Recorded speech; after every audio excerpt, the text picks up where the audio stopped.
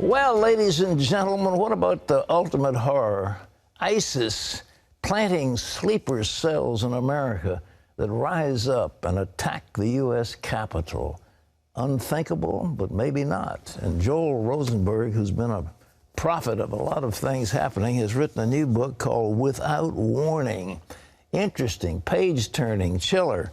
And Joel's going to tell us more about that, but let's take a look. What if the unthinkable happened? Terrorist attacks inside the American homeland by the Islamic State. From New York Times best-selling novelist Joel C. Rosenberg comes his most chilling political thriller yet, Without Warning. Without Warning is one of the must-read thrillers of 2017. One reviewer writes, the jaw-dropping ending alone is worth the price of admission. Without Warning, available now from joelrosenberg.com. Well, Joel Rosenberg joined us to tell us more about his new book called Without Warning, and you welcome him back to the 700 Club. Joel, good to see you. Great to see you, Pat. Thank you. I heard the King of Jordan learned about my interview with you about your last book. Yeah, this is interesting. So last year, when you had me on for the book, The First Hostage, the previous in the series, the king was flying to Washington to meet with President Obama and members of Congress. All right. Well, an advisor of his was routing through London and picked up my novel at Heathrow Airport.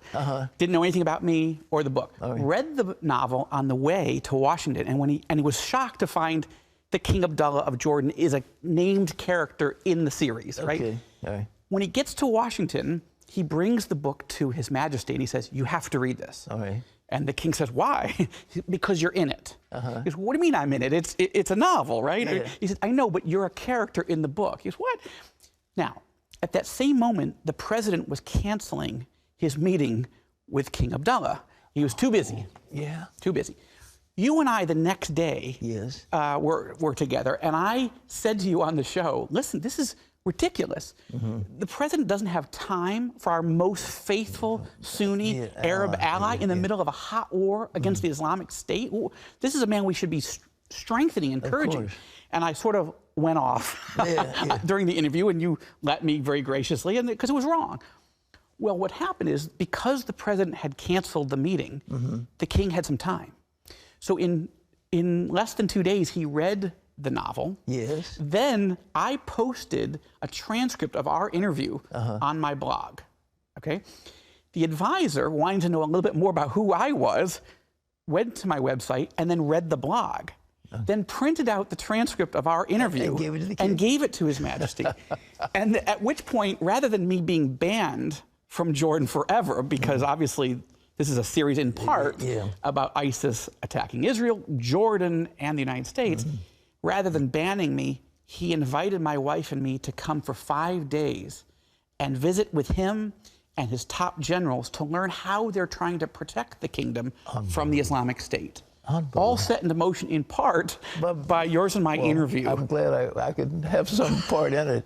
Well, listen, this one, Joel, is something, it looks like you were talking about President Obama as you started the book, but you've got this feckless leader of the nation who is a snow job artist for the American people, but he's covering up, and your protagonist, I wish you'd made him something besides the New York Times. Couldn't you have gotten... New York Times reporter. Well, look, there are reputable people in the media. They're not all... You made the great lady look so beautiful. Well, look, first of all, it's my fictional president is not President Obama, but a president who thinks that he is making progress against the Islamic State, but doesn't understand the magnitude of the threat and doesn't understand what's driving the Islamic State. The leaders of the Islamic State aren't simply radical Islamic terrorists. They are what I call apocalyptic Islamic terrorists. I mean, they are trying to bring about the end of the world as we know it. And they believe that if they commit genocide, which is really what ISIS is engaged in against Christians, Sunni or Shia Muslims, and Yazidis, if they commit genocide, that will somehow hasten, in their view, the coming of their so-called Messiah, the Mahdi, and the establishment of the global Islamic kingdom, with, they believe, Jesus as the deputy to the Mahdi to help annihilate all of us infidels. This is, in real life, an extraordinarily dangerous thing. And the question now that President Trump and his team have to face is, how do they do a better job? I think they can. I think they must. And that's the challenge right now. Well, they've started an action against Rocco, which this other guy that you, in your book, didn't want to do. Right. But the interesting thing about your book, it's conventional stuff. I mean, you've got World War II howitzers, and you've got old-fashioned armaments that come out of Alabama. I mean, it's an interesting, but sarin gas, they're using... well, that's one of the challenges is... The danger, of course, is ISIS not just trying to do genocide in Iraq and Syria. The question without warning is, could they find a way to penetrate inside the United States and then using maybe some unconventional tactics, then use unconventional weapons like chemical weapons and attack not only Washington, but multiple cities throughout the United States? Now, you graciously referred to me as being prophetic. I pray that this never comes true, but I think this is what the president is warning us right now, that if we are not careful about who we let into the country and how we protect our borders and how we go on the offense against the Islamic State, we run the risk of being blindsided, being hit without warning by the Islamic State. Do you have any hard intelligence about how many sleeper cells ISIS has got in this country? Do you know? Well, I just met on Friday with the chairman of the House Homeland Security Committee. This is Congressman Michael McCall of Texas. Yeah. I wouldn't say there's hard intelligence on the number of sleeper cells, but just in the last few years, just last year, 36 people were arrested in the United States on ISIS-related plots. 36 last year. So there've been 117 plots intercepted and disrupted over the last several years. So you can see the magnitude of the ISIS effort, both to send people here, but also to radicalize people that are already here. This is the threat.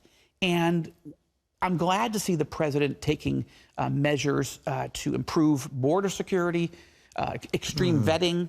Look, we don't want a ban on Muslims. That's not what is being talked about.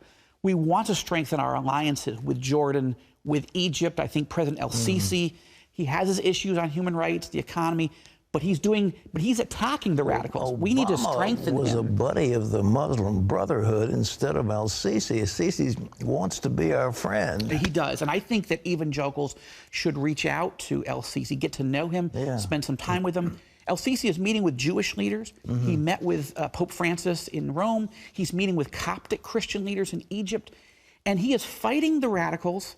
And what's more, he's not only literally fighting them in Egypt, in the Sinai, for example, but he also went to Al-Azhar University in Cairo. This is the Harvard of Sunni Islam. And he told these leaders, the Islamic clerics, you need to reform, you need a revolution in Islam because you're going to face the day of judgment if you continue to encourage this violent, militant Islamism, this sense that you can use Islam to create a totalitarian system. You are going to face judgment. Now, what Muslim leader has ever said these type of things? El-Sisi has, King Abdullah of Jordan has. These are the type of men that we need to work with, as well as working with the Israelis. The terrible thing with the Obama administration is they have turned their back on El-Sisi. They didn't want to help him, and they opened up to the Muslim Brotherhood, which is a radical group. They haven't really helped Jordan to speak of, but as you mentioned, that they stiffed the king when he came to see the president. Astonishing. I mean, the whole thing is just unbelievable. And I think, therefore, President Trump has done an amazing job. The national security team is solid. These are strong, experienced people. General Mattis, Mike Pompeo is a friend over at CIA. Dan Coates coming in as Director of National Intelligence. Good guy. These are strong, excellent people, and they're experienced.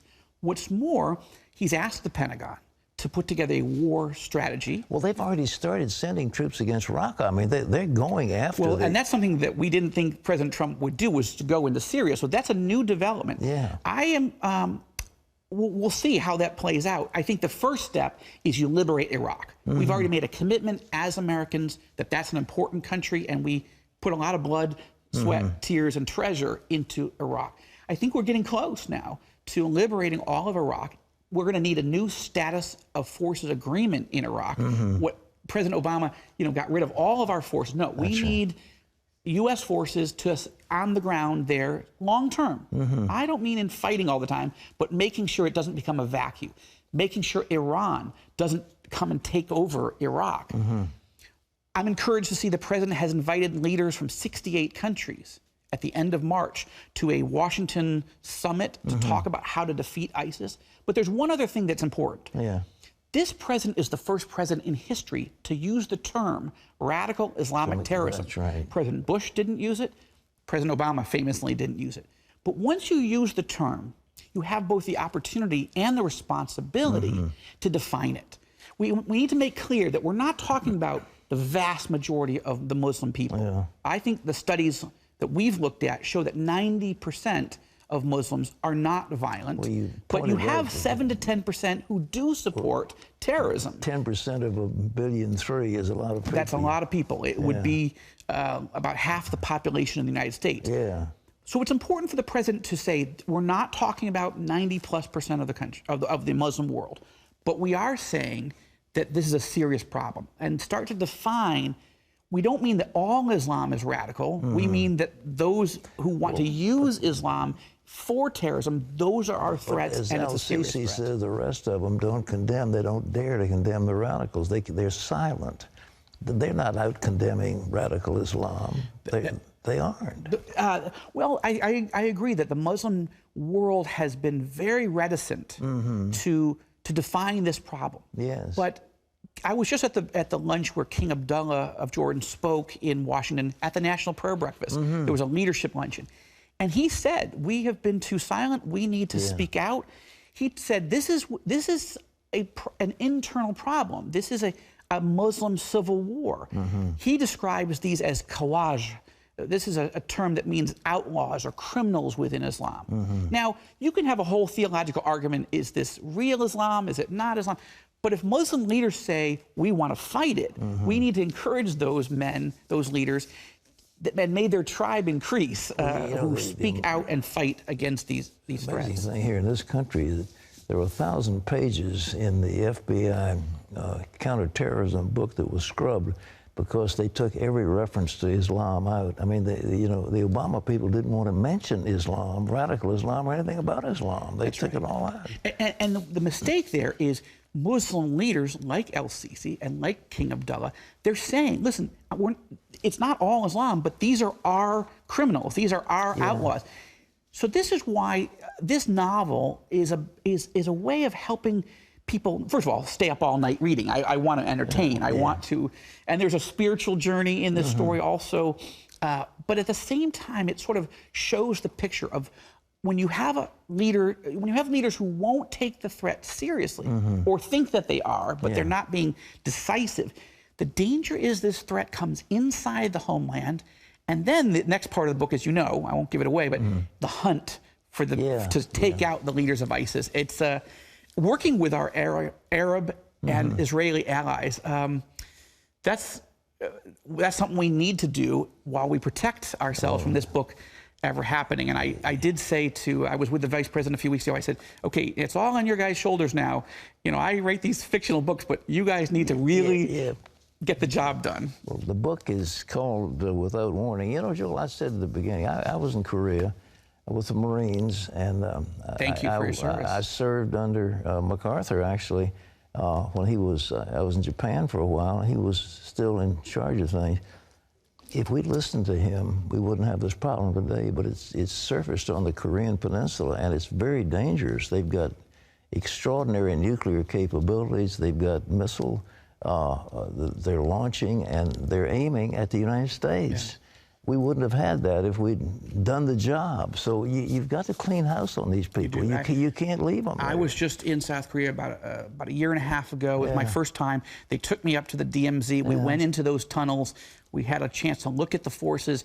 It's a very dangerous situation, and it's combined. You look at North Korea's relationship to Iran, for example. They are working on ballistic missiles and nuclear weapons togetger. Now, when you look at Iran and ISIS and North Korea with this type of technology and a genocidal outlook. Yeah, that's right. This is nothing like we've ever seen in human history. And thank God we have an administration that will call it out for what it is and will focus on it. And I'm encouraged, like I said, General Mattis and these teams. This is a new team, and they're far better than we had tell you, the last 8 years. Of the left had better be quiet, because we're facing a threat that's existential, and it's there and it's real. But anyhow, this book is Without Warning, about ISIS and the It is fiction, but we hope it stays fiction, right? It's got a lot of truth in it about the sleeper cells in this country, and they definitely have them, but any question about it. Joel is a very popular author. This book is available wherever books are sold. And Joel, thank you. And I don't know if any king is going to be watching this show, but maybe one of them is. Maybe I'll see you. Okay, Good to see you, Pat. Bless you. Thank you, buddy. God bless you.